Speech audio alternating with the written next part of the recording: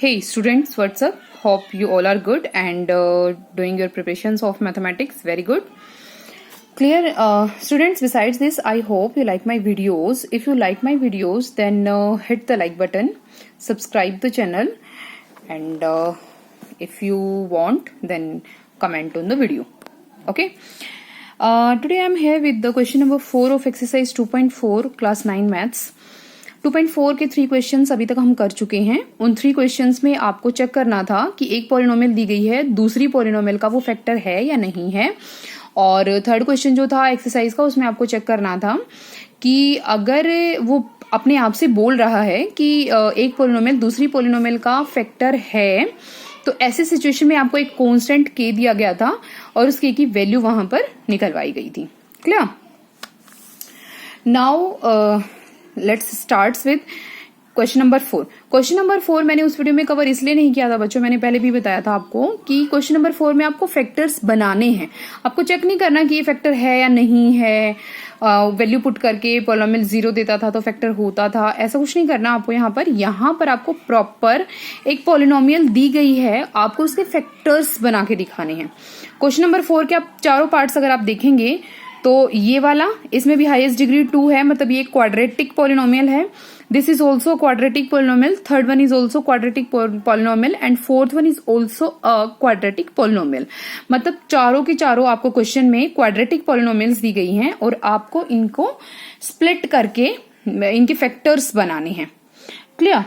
तो क्वाड्रेटिक जब भी कभी हमारे पास पॉलिनोमियल होती है तो उसके फैक्टर्स बनाने का जो बहुत ही इजी तरीका जो मैं रिकमेंड करती हूँ, ऐसे तो इसके बहुत सारे हो सकते हैं मेथड्स, बट क्लास 9 के लिए जो मैं रिकमेंड करूंगी वो होता है method of splitting of mid term. कि आप पॉलिनोमियल में देखेंगे और जो मिडल टर्म है, मिड टर्म बोलें या मिडल बोलें, वन एंड सेम थिंग, कि जो पॉलिनोमियल में मिडल टर्म है आप उसको स्प्लिट करेंगे, मीन्स उसको 2 पार्ट्स में तोड़ेंगे।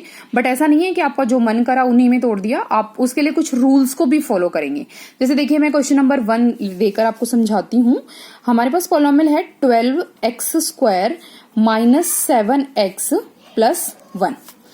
देखिए बच्चों, मैं आपको एक चीज यहां पर क्लियर कर दूं, जो हमारा क्वाड्रेटिक पॉलिनोमियल लिखने का स्टैंडर्ड तरीका होता है वो होता है ax² plus bx plus c। ये नोटेशन आपको हमेशा याद रखनी है। This is the standard notation या standard way of representing an quadratic equation. Okay, मतलब x² का जो कोफिशिएंट होता है उसे हम a बोलते हैं, x का जो कोफिशिएंट होता है उसे हम b बोलते हैं and c is the constant term. इसी तरीके से अगर आप यहां पर चेक करेंगे तो a जो है वो 12 है, b जो है वो -7 है और c जो है वो 1 है। तो आपको सबसे पहला स्टेप क्या करना है? Step number 1, multiply a and c। a and c को मल्टीप्लाई करेंगे तो हमारी गिवन इक्वेशन जो पॉलिनोमियल जो है उसमें हम a और c को मल्टीप्लाई करके देख लेते हैं। 12 मल्टीप्लाइड बाय 1, तो इस पर्टिकुलर क्वेश्चन में हमारे पास a इंटू c जो है वो 12 आया है। Clear? Then focus on the middle term. Middle term is means b is -7। तो अब आपको क्या करना है, ये 12 जो हमारे पास आया और 7 जो हमारे पास आया, तो ऐसी कोई भी 2 टर्म्स लेनी है, ऐसे कोई भी 2 नंबर लेने हैं जिनको जब मैं मल्टीप्लाई करूं, मल्टीप्लाई तो 12 आए और प्लस या माइनस उनका करूं तो -7 आए। तो मेरे जहन में आ रहे हैं, ये आपको हिट एंड ट्रायल मेथड से ही देखना पड़ेगा कि ऐसे कौन कौन से फैक्टर्स हो सकते हैं। जैसे सबसे पहले 12 के फैक्टर्स ही ले लेते हैं। तो 12 के फैक्टर्स क्या क्या होते हैं? 1 2 3 4 5 होता है क्या? नहीं, 6 होता है और उसके बाद सीधा 12 होता है। ठीक है, अब हम 1 और 2 का अगर जोड़ा बनाएं तो प्लस के 1 और 2 लेंगे तो 1 + 2 3, या -1 एंड -2 -3 नहीं हो सकता। 2 एंड 3 5, या -2 एंड -3, या एक को माइनस ले लें, एक को प्लस ले लें। यहाँ पर आप यू आर फुली फ्री, आप एक को प्लस ले सकते हैं, एक को, क्योंकि देखो इक्वली बच्चों क्या होता है, -1 भी इसका एक फैक्टर है, -2 भी 12 का फैक्टर है, -3 इज ऑल्सो फैक्टर ऑफ 12, -4 भी इसका एक फैक्टर है, -6 भी इसका एक फैक्टर है और -12 भी इसका एक फैक्टर है। मतलब जितनी प्लस वाले टर्म्स इसकी फैक्टर्स हैं, प्लस वाले जितने भी इंटीजर्स, जितने भी नंबर्स इसके फैक्टर हैं, उसी तरीके से माइनस वाले नंबर्स भी इसके फैक्टर्स हैं। क्लियर? तो ऐसे सिचुएशन में आप 1 एंड -1 ले सकते हैं, 2 एंड -2 ले सकते हैं, 3 एंड -3 ले सकते हैं, कुछ भी जो आपका मन करे। अब आप यहां पर देख रहे हैं बच्चों कि हमें -7 चाहिए, तो क्या मैं -3 और -4 ले सकती हूँ? देखो ये आपको अपनी इंटेलिजेंसी से ही सेलेक्ट करना होगा कि इतने सारे फैक्टर्स में से हम कौन से फैक्टर ले। ये क्योंकि आप क्वेश्चन को सबसे पहली बार कर रहे हैं, इसलिए मैंने सारे फैक्टर्स को लिख के दिखाया आपको, नहीं तो आप सीधा पे आपके दिमाग में आ सकता है कि आपके पास फॉर एग्जाम्पल जो भी है, लेट्स यू हैव -3 एंड -4, और -3 एंड -4 जो है उन दोनों को जब प्लस करेंगे तो -7 देगा। ये -3 एंड -4 को आपस में मल्टीप्लाई करेंगे तो वो 12 देगा। क्लियर? चलिए, तो अब हम देखो जो हमारी पॉलिनोमियल थी उसे देखो मैं स्प्लिट करके दिखाती हूँ। पॉलिनोमियल थी हमारे पास 12x² -7x + 1। तो इसको नहीं छेड़ना, पहली वाली टर्म को, इसको पहली वाली टर्म को सेम ऐसे ही लिखना है, हमें इसको स्प्लिट करना है। मैंने बोला -4x और -3x में स्प्लिट कर दो कि भैया -4x और -3x में 7x टूट गया। अब आप देखेंगे कि -3x और -4x दोनों को आप जोड़ेंगे तो -7x आ जाएगा, और दोनों को मल्टीप्लाई करेंगे तो 12 आ जाएगा, और ये प्लस का 1 भी ऐसे ही रखना है। क्या करना है आपको? फर्स्ट टर्म को नहीं छेड़ना, सेकंड टर्म को क्योंकि हम स्प्लिट कर रहे हैं तो उस दोनों को स्प्लिट करके हमने लिख दिया, थर्ड टर्म को भी हम बिल्कुल नहीं छेड़ेंगे, वो का वो लिखना है। उसके बाद आप क्या करेंगे, फर्स्ट 2 टर्म्स में से कॉमन निकालेंगे। जैसे यहां पर आप देख पा रहे हैं 4 इज अ कॉमन, इसके अलावा x भी कॉमन है, क्योंकि आप यहां पर देखेंगे एक x है, यहां पर x की 2 पावर्स हैं। क्लियर? तो यहां पर हमारे पास 3 बच जाएगा, और एक x क्योंकि बाहर आ चुका है बट एक x अंदर बच जाएगा, -4x का 4x बाहर आ चुका है तो हमारे पास -1 बच जाएगा। क्लियर? अब यहां से आप देखेंगे कि 3x और 1 में तो कुछ भी कॉमन नहीं है दोनों में, तो इसके लिए हम क्या करेंगे, -1 को कॉमन ले लेंगे। -1 कॉमन लेने से हमारे पास क्या आ जाएगा, 3x, और क्योंकि माइनस जब भी प्लस में से जब हम माइनस कॉमन ले लेते हैं तो वहां पर हमेशा माइनस ही बचता है बच्चों। एक चीज का आप खास ख्याल रखेंगे ये सब करने के बाद कि जो दोनों ब्रैकेट में क्वांटिटीज आ रही हैं वो सेम आनी चाहिए। यहाँ पर 3x - 1 है तो यहाँ पर भी 3x - 1 है, तो ही आप सही जा रहे हैं। अगर ऐसा नहीं होता तो मतलब आपने कोई गलती की है, आप दोबारा से अपने क्वेश्चन को चेक कर लीजिएगा। क्लियर? अब आप ये देखेंगे कि इनमें से हम दोबारा से भी एक क्या ले सकते हैं, कॉमन ले सकते हैं। 3x - 1 इसके पास भी है, अगर हम इसको इस प्रॉपर को एक अलग टर्म माने और माइनस के निशान के बाद इस पूरे को एक अलग टर्म माने, तो आप ये देख पा रहे हैं कि 3x - 1 यहां पर भी है और 3x - 1 यहां पर भी है, तो 3x - 1 हम फिर से कॉमन ले लेते हैं। तो आप ये देखेंगे कि 3x - 1 लेने के बाद अंदर यहां से 4x बच जाएगा और यहां से -1 बच जाएगा। तो आपके ये 2 फैक्टर्स आ गए। This is your first factor of polynomial and this is your second factor. So 3x - 1 and 4x - 1 are factors of किसके? फैक्टर्स ऑफ गिवन पॉलिनोमियल, मतलब 12x² -7x + 1। क्लियर? नेक्स्ट देख लेते हैं हम पार्ट नंबर 2, 2x² + 7x + 3। इसको फिर से हम मिडल टर्म स्प्लिट वाले ही प्रोसीजर से करेंगे। 2x², देखो अब मैं डायरेक्ट आपको करके दिखाती हूं। 2x² प्लस क्या था हमारे पास, 7x + 3। क्लियर? तो आप इसे देखेंगे तो यहाँ पर आप देख पा रहे हैं कि a और c की अगर हम मल्टीप्लीकेशन करें तो a और c को मल्टीप्लाई करने के बाद 6 हमारे पास आएगा, क्योंकि 2 3 से 6 होता है। मतलब हमारे पास 2 टर्म्स का मल्टीप्लीकेशन 6 आना चाहिए, और जो मिडिल टर्म है वो दोनों टर्म्स का एडिशन या सब्ट्रैक्शन आना चाहिए। तो 2 टर्म्स का एडिशन ही मैं नॉर्मली मान के चलती हूँ 7 आना चाहिए। ठीक है, तो ऐसी कौन सी 2 टर्म्स हैं जिनको मल्टीप्लाई करने के बाद 6 आएगा और जिनको प्लस करने के बाद 7 आएगा? तो 6 and 1 आप करके देखिए। 6 into 1, 6 को 1 से मल्टीप्लाई करेंगे 6 देगा, और 6 में 1 प्लस कर देंगे तो आपको 7 देगा। तो सेम ऐसे ही लिखना है, पहली टर्म को बिल्कुल नहीं छेड़ना। 2x² plus 6x plus x लिखो या 1x लिखो, 1 एंड सेम थिंग, प्लस 3। फिर से पहली वाली 2 टर्म्स में से कॉमन आप देखेंगे तो 2 यहां पर भी है, और 6 को देखो तो 2 गुना में 3 होता है, तो कहीं ना कहीं 6 में भी 2 छुपा हुआ है, तो 2 कॉमन ले लिया।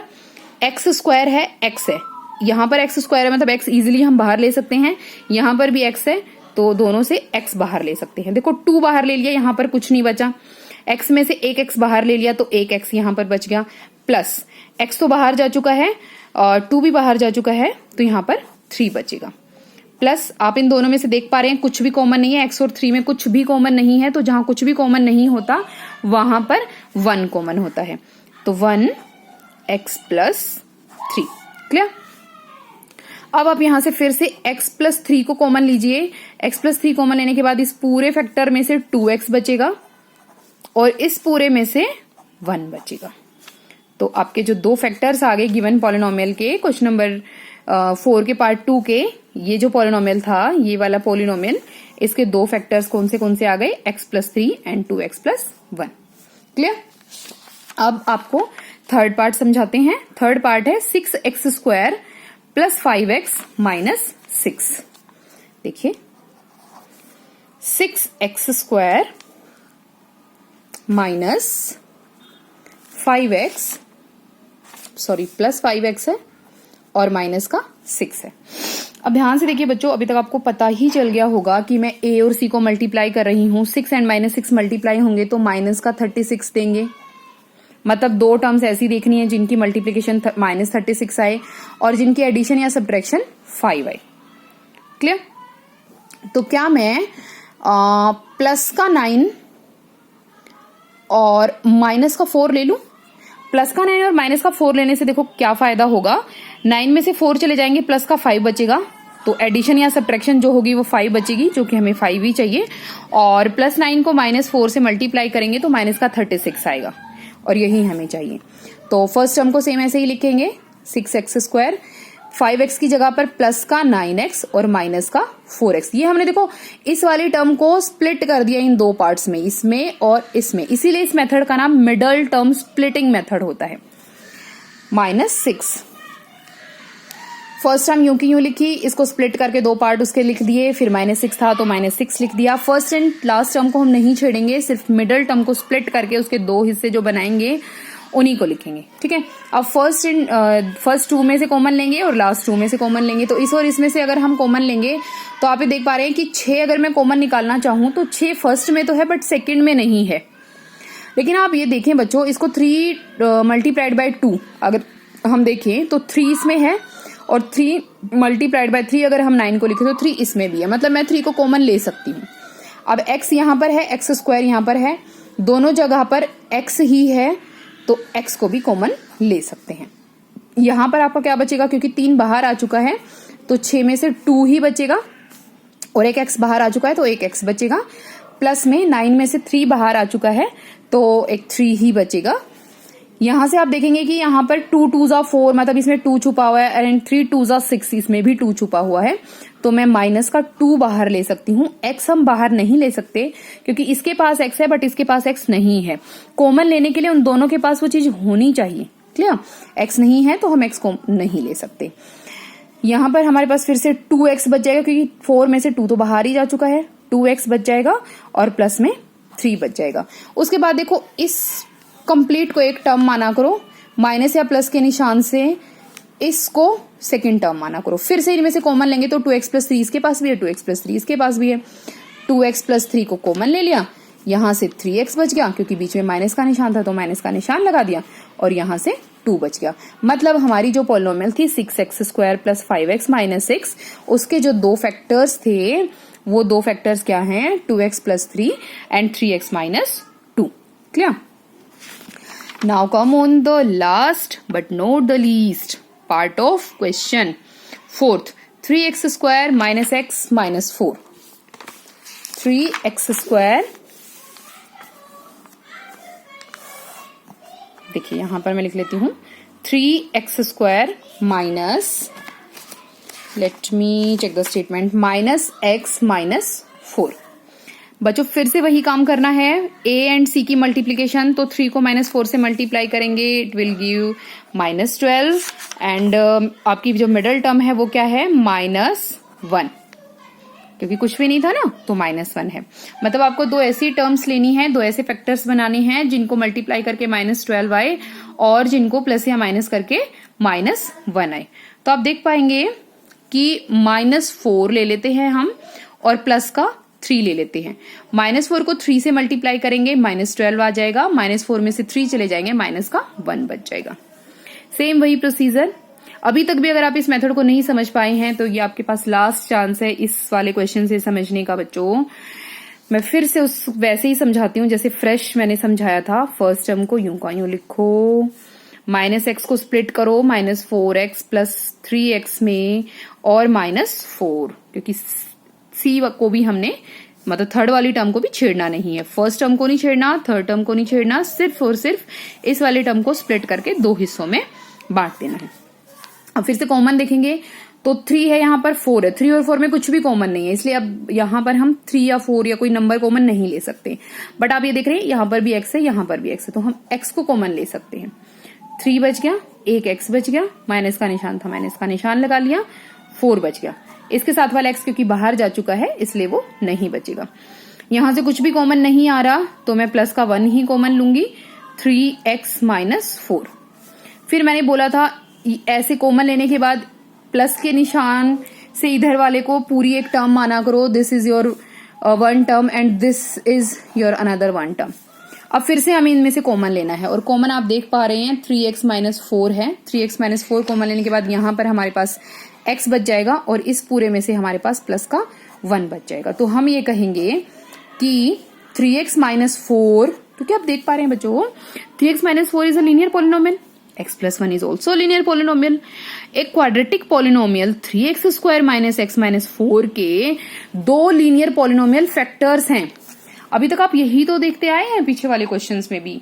आपने हमेशा ये देखा है कि 2 डिग्री की पॉलिनोमियल या 3 डिग्री की पॉलिनोमियल की जो फैक्टर्स होते हैं वो एक लीनियर पॉलिनोमियल होते हैं, और यहाँ पर ऐसा ही आपने देखा और आपने देखा कि कैसे फैक्टर्स मिडल टर्म स्प्लिटिंग से करते हैं। ये आपका सिर्फ और सिर्फ बच्चों क्वाड्रेटिक इक्वेशन तक ही रिस्ट्रिक्टेड है। ये वाला जो मेथड है आपका सिर्फ क्वाड्रेटिक इक्वेशन पे ही लगता है, मिडल टर्म स्प्लिटिंग वाला। इसके बाद जो हम करेंगे, स्टे होम स्टे सेफ। देखिए ऐसा बोलना मेरा बनता है, क्योंकि कहते हैं एक टीचर जो होता है उसका सबसे ज्यादा रिफ्लेक्शन उसके स्टूडेंट्स में दिखता है, उसी का सबसे ज्यादा इफेक्ट उसके स्टूडेंट्स पे पड़ता है। बच्चों अभी इस हालत में जब हम एक पैंडेमिक से गुजर रहे हैं, पैंडेमिक मतलब एक महामारी, एक बहुत बड़े लेवल पर स्प्रेड होने वाली बीमारी कोरोना वायरस, उसमें मेरा ये आपसे कहना बनता है you should stay at your home and stay safe. Clear बच्चों? देखो बच्चों क्वाड्रेटिक टर्म को, क्वाड्रेटिक पॉलिनोमियल को कैसे हमें फैक्टराइज करना है ये हमने इस वीडियो में पढ़ लिया है। ध्यान से इन क्वेश्चंस को करो। इसके अलावा जो एग्जाम्पल्स दिए गए हैं आपकी एनसीईआरटी बुक में, या आप साथ में कोई और बुक आरडी शर्मा या कुछ और अच्छी बुक जो भी यूज करते हैं आप, उसमें भी जो क्वेश्चंस हैं कि क्वाड्रेटिक इक्वेशन को कैसे हमने फैक्टराइज करना है, कैसे उसके फैक्टर्स फाइंड आउट करने हैं, तो वो आप सब करके देखिए। अगर आपको कोई प्रॉब्लम है, कोई पर्टिकुलर क्वेश्चन नहीं आ रहा किसी भी बुक का, तो आप क्वेश्चन को कमेंट बॉक्स में जाकर टाइप कर दीजिए। मैं आपको जब भी कमेंट देखूंगी मैं आपको सॉल्यूशन जरूर प्रोवाइड करूंगी। Clear? Subscribe the channel, like the video, stay home stay safe. Good bye.